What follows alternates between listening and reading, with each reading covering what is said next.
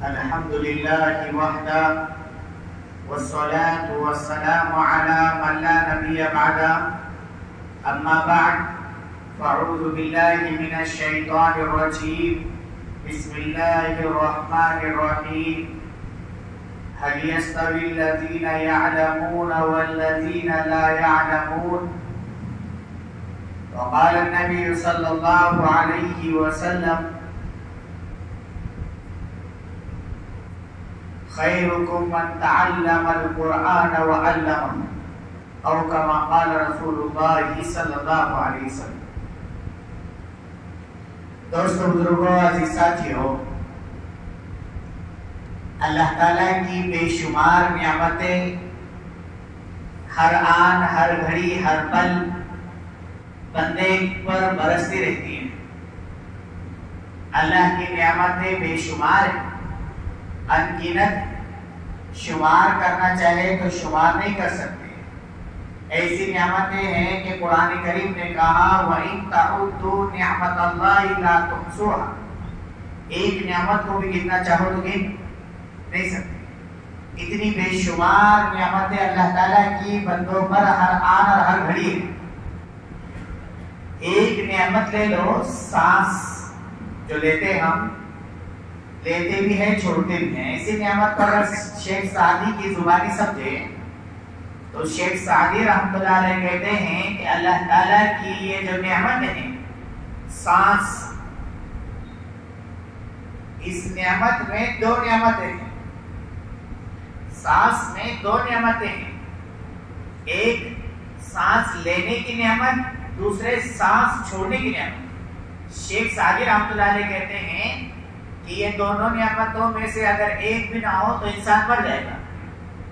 اگر سانس نہ لے تب بھی موت ہے، اور سانس لے لے اور نہ چھوڑے تب بھی موت ہے۔ تو دونوں صورتوں میں موت ہے، اس لیے کہ سانس اللہ کی ایک بڑی نعمت ہے۔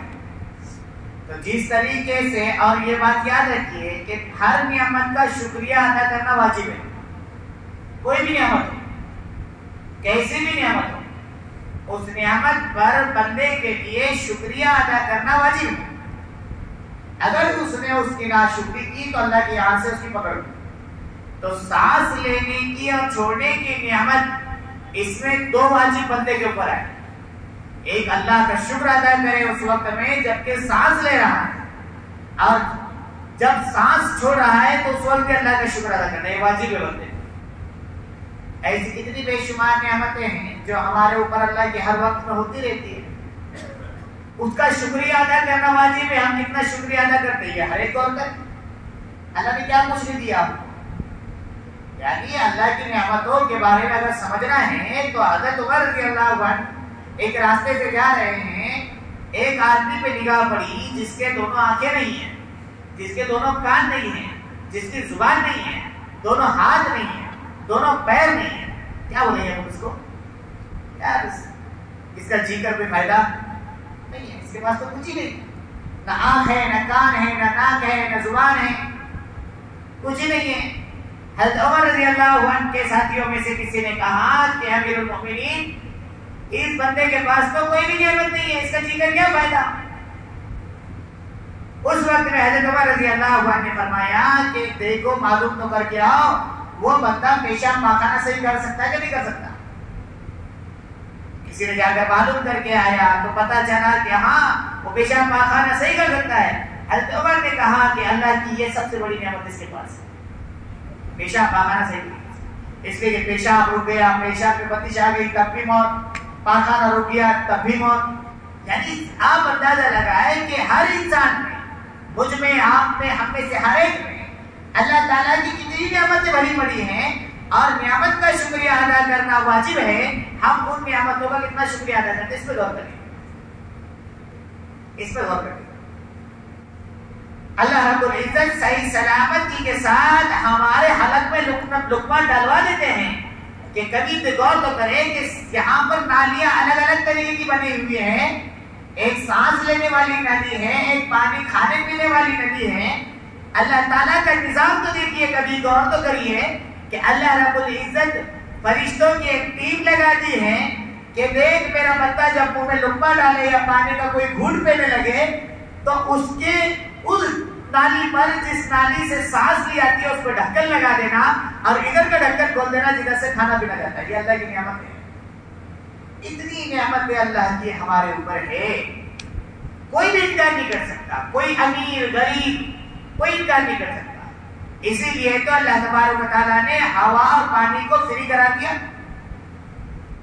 جس کو ہر آدمی استعمال کر سکتا ہے. ہوا کو ہر آدمی, اگر ہوا کو بھی خریدنا پڑتا ہے, جیسے کہ کورونا کے زمانے میں آکسیجن کو خریدنا پڑ رہا تھا, اگر ایسا خریدنا پڑتا تو بتاؤ کتنی زندے رہتے اور کتنے مر جاتے. جو کرپشن والے بھرشٹاچار والے ہوتے وہ تو کیا کرتے, اپنے اسٹاک ایسے جمع کر لیتے اور پھر لٹیرے لوگوں کو لوٹتے رہتے. اللہ کا تو اتنا بڑا احسان ہے کہ اس نے ایسی نعمتیں ہم کو دے رکھی. ایک آدمی کو صرف ہوا مل رہی ہے اور پانی مل رہا ہے, وہ آدمی جی سکتا ہے. ایک آدمی ہے سانس لے سک رہا ہے اور پانی پی سکتا ہے, پانی کا انتظام ہے, دونوں چیزیں اس بندے کو ملی ہوئی ہیں, تو وہ آدمی کئی دن تک زندہ رہ سکتا ہے. کھانے کی کوئی چیز نہیں لیکن پینے کے لیے پانی. ایک آدمی کو کھانے کی چیز ملی لیکن پینے کے لیے پانی نہیں ملا تو کیا ہوگا, تب بھی اس کے لیے خطرہ. اس لیے اللہ رب العزت نے کھانے پینے کی چیزیں اور ہواؤں کو کیا کر دیا, عام کر دیا. نعمت اللہ کی ایسی بے شمار ہے, اور ان نعمتوں میں سب سے بڑی نعمت جس کی قیمت دنیا کی پوری طاقتیں مل کر نہیں لگا سکتی. کوئی اس نعمت کا بدل لا نہیں سکتا اور کوئی اس نعمت کی قیمت چکا نہیں سکتا. کیا ہے معلوم ہو نعمت؟ وہ نعمت اللہ کا شکر ادا کرے, کہو الحمدللہ الحمدللہ. اور وہ نعمت ہے ایمان کی نعمت. اتنی بڑی نعمت ہے کہ دنیا کی پوری طاقتیں اس کا بدل پیش نہیں کر سکتی, اس کی قیمت چکا نہیں سکتی. ایمان والا بنا دیا اللہ نے, یہ سب سے بڑی نعمت. ایمان کی نعمت سب سے بڑی نعمت. اب ایمان کی نعمت سب سے بڑی نعمت ہے. ایمان کے بعد دوسرے نمبر پہ جو نعمت ہے وہ کون سی ہے؟ ایمان کے بعد بندوں کو جو ملی ہوئی نعمتیں ہیں ان میں سب سے بڑی نعمت کون سی؟ کوئی بولے گا؟ ایمان کے بعد سب سے بڑی نعمت, بہت دھیان سے سنا کیا کرا, ایمان کے بعد ایمان کے تقاضوں کا علم, یہ سب سے بڑی دولت ہے. ایمان کے تقاضوں کا علم یعنی ایمان ہم سے کیا چاہ رہا ہے اس کو جاننا, کہ ہمارے اوپر ایمان کے تقاضوں میں فرائض کیا ہے, نماز فرض ہے, روزہ فرض ہے, زکات فرض ہے, اس کا علم, یہ سب سے بڑی نعمت. جس بندے کو یہ مل گیا نا اس کو ساری چیزیں مل گئی. جس کو ایمان کے تقاضوں کا علم مل گیا اس کو ساری چیزیں مل گئی.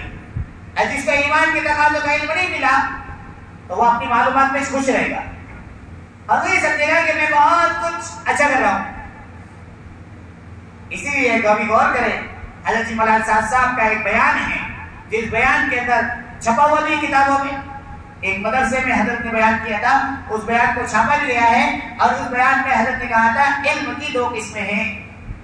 العلم علمان, علم کی دو قسمیں ہیں. علوم تو ان کو کہیں گے جو دین سے تعلق رکھتا ہو, علم اس کو کہیں گے جو دین کے اعتبار سے ہو, اور دنیا کے اعتبار سے جو علم ہے اس کو علم نہیں کہتے, اس کو فن کہتے ہیں. کیا کہتے ہیں؟ اسی لیے علوم کے ذریعے سے آدمی دینداری کو, دین کو سمجھ سکتا ہے, فرائض کو, واجبات کو سمجھ سکتا ہے. لیکن ایک آدمی دنیا میں فنون کو حاصل کرنے کے بعد وہ فنکار بنتا ہے, دنیا کا doctor, engineer, master, professor, lecturer, یہ ساری چیزیں جو ملے گی یہ فن ہے. اس لیے علم جو کہا گیا ہے وہ دین کے علم کو کہا گیا. اسی لیے کہہ دیا گیا اتنا علم کا حاصل کرنا ہر مسلمان پر فرض ہے, ہر مسلمان مرد عورت پر فرض ہے, جس سے اس کو دین کی معلومات, دین پر چل سکے, اللہ کو پہچان سکے, اللہ کو مان سکے. ہم غور تو کریں میرے بھائیوں, کبھی غور کریں, ہم نے دین کو, دین کی محنت کو کتنے پیچھے ڈال دیا.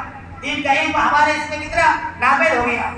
لوگوں سے اگر کہہ دیا جائے کہ بھائی اپنے بچوں کو دین پڑھاؤ, دینی تعلیم دو, ان کو علم سکھاؤ, ان کو مدارس میں داخل کر کے حافظ قرآن بناؤ, تو لوگوں کا مزاج یہ ہے سب سے پہلی بات تو دیکھو دشمن، ایک بات اور پیچھے سمجھ لو، دشمن اسلام، دشمن دین، مسلمانوں کے دشمن تو یہ چاہتے ہیں کہ ان کے مدارس بند ہو جائے، بالکل چاہتے ہیں۔ اور اللہ حفاظت فرمائے، جو مسلمان کہلاتے ہیں ان میں بھی جو اپنے آپ کو دانشور سمجھتے ہیں، اپنے آپ کو بہت سمجھدار سمجھتے ہیں، اپنے آپ کو پڑھا لکھا سمجھتے ہیں، ان میں سے بھی ایک طبقہ یہ کہتا ہے کیا ضرورت ہے مدارس کی، مدرسوں کی کیا ضرورت ہے، مدرسوں کی کوئی ضرورت نہیں ہے، بلکہ مدرسے والوں کو تو کیا کریں گے، مدرسے والے بچے کو اگر حافظ بنائیں گے، عالم بنائیں گے تو بچہ کیا کرے گا، وہ تو بھوکا مرے گا۔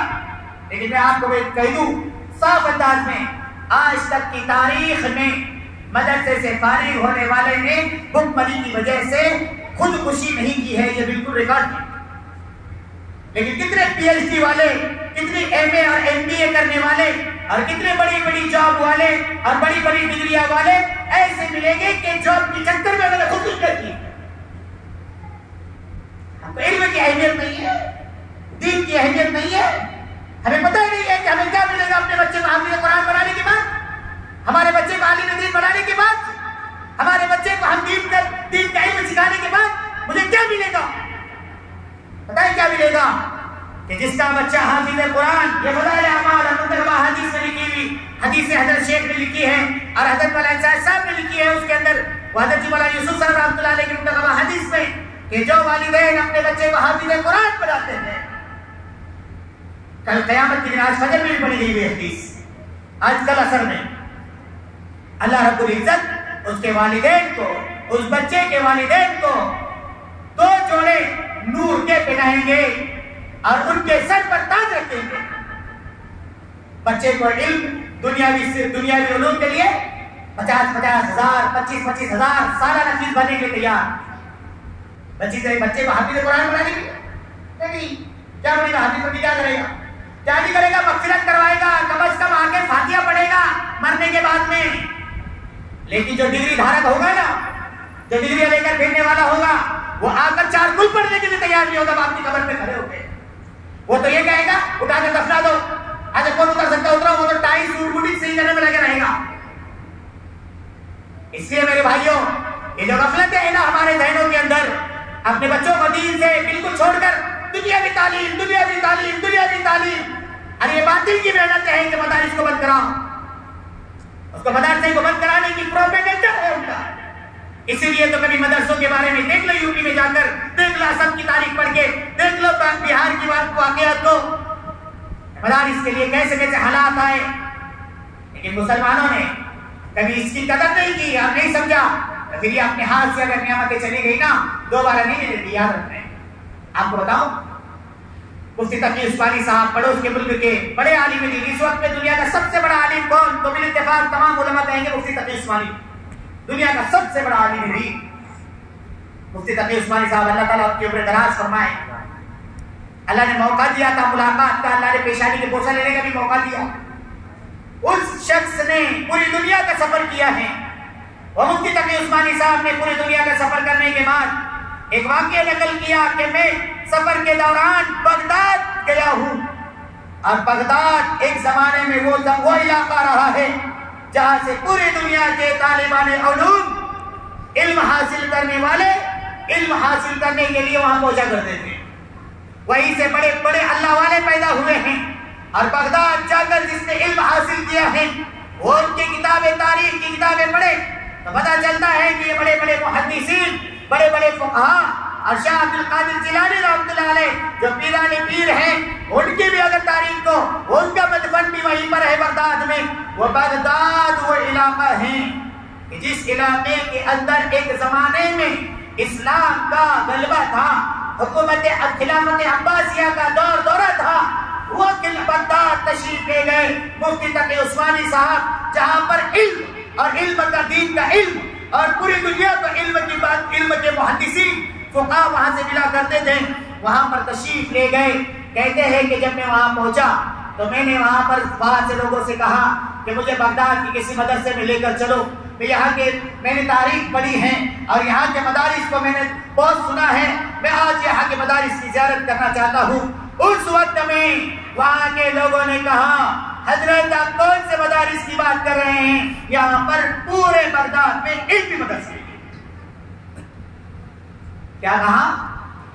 جس جگہ پر ہزاروں سینکڑوں مدارس ہوا کرتے تھے اس بغداد میں ایک بھی مدرسہ نہیں ہے۔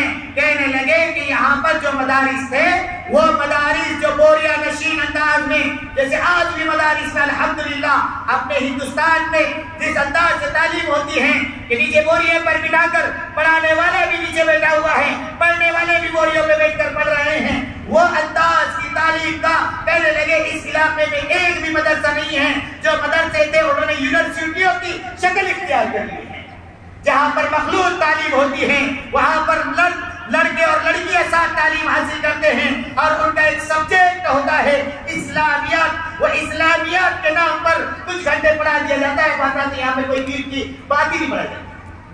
پورے بغداد حضرت نے کہا کہ کوئی اللہ والا، کوئی عالم دین، کہنے لگے کہ اس کی یونیورسٹی کے پڑھانے والے تم ان کو عالم تو دور کی بات، اس کو مسلمان ہے کہ نہیں یہ بھی سمجھنا بہت مشکل ہے۔ پھر ایک صاحب نے کہا کہ پیرانے پیر عبد القادر جیلانی رحمۃ اللہ علیہ کی مزار کے قریب ایک مسجد ہے، وہاں پر ایک مکتب چلتا ہے، وہاں پرانے زمانے کے ایک بزرگ کو مکتب پڑھاتے ہیں۔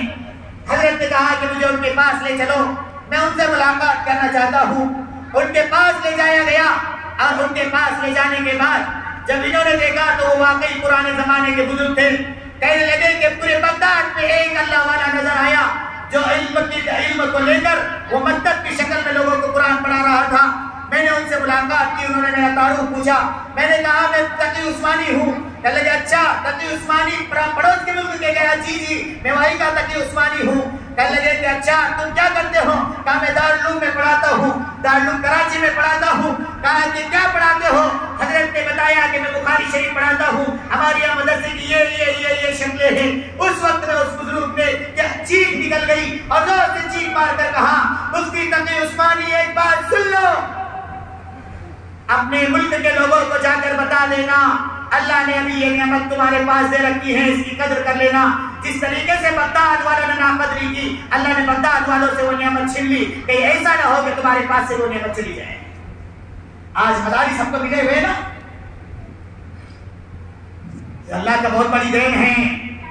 اسی مدارس سے نکلنے والوں میں آج پوری دنیا کے اندر جو چہل پہل ہے دعوت و تبلیغ کی، جس میں حضرت جی مولانا الیاس صاحب رحمۃ اللہ علیہ وہ دارالعلوم دیوبند کے عالم دین تھے جنہوں نے پوری دنیا کے اندر ہلچل مچا دی۔ یہ مدارس سے فارغ ہونے والے جنہوں نے، جس میں حضرت اشرف علی تھانوی رحمۃ اللہ علیہ ہے، جنہوں نے تصوف کو اور علم کو ایسا پھیلایا کہ تقریباً 2000 سے 3000 کتابیں لکھی۔